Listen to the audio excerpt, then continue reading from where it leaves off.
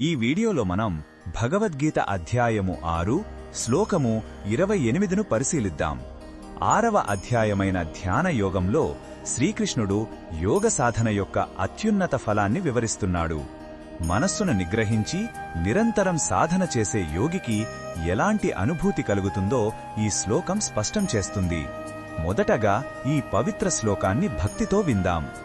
యుంజన్నేవం సదాత్మానం యోగి విగత కల్మషః సుఖేన బ్రహ్మ సంస్పర్శం అత్యంతం సుఖమశ్నుతే.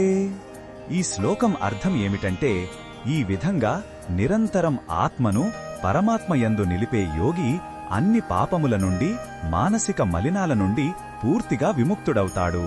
అప్పుడు అతను పరబ్రహ్మంతో కలిగే సంబంధం వలన లభించే అత్యున్నతమైన అనంతమైన సుఖాన్ని చాలా సులభంగా అనుభవిస్తాడు. ఇక్కడ సుఖేనా అంటే కష్టం లేకుండా అని అర్థం.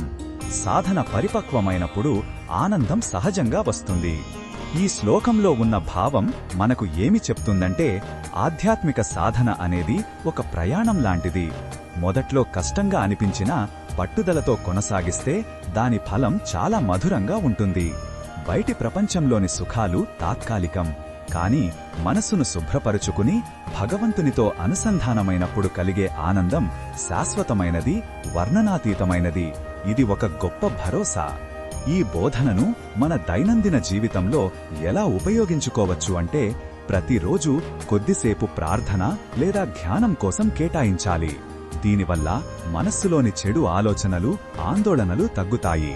పనిలో, సంబంధాలలో ఒత్తిడి ఎదురైనప్పుడు మనస్సును భగవంతునిపై లగ్నం చేయడం ద్వారా అంతరంగిక ప్రశాంతతను పొందవచ్చు.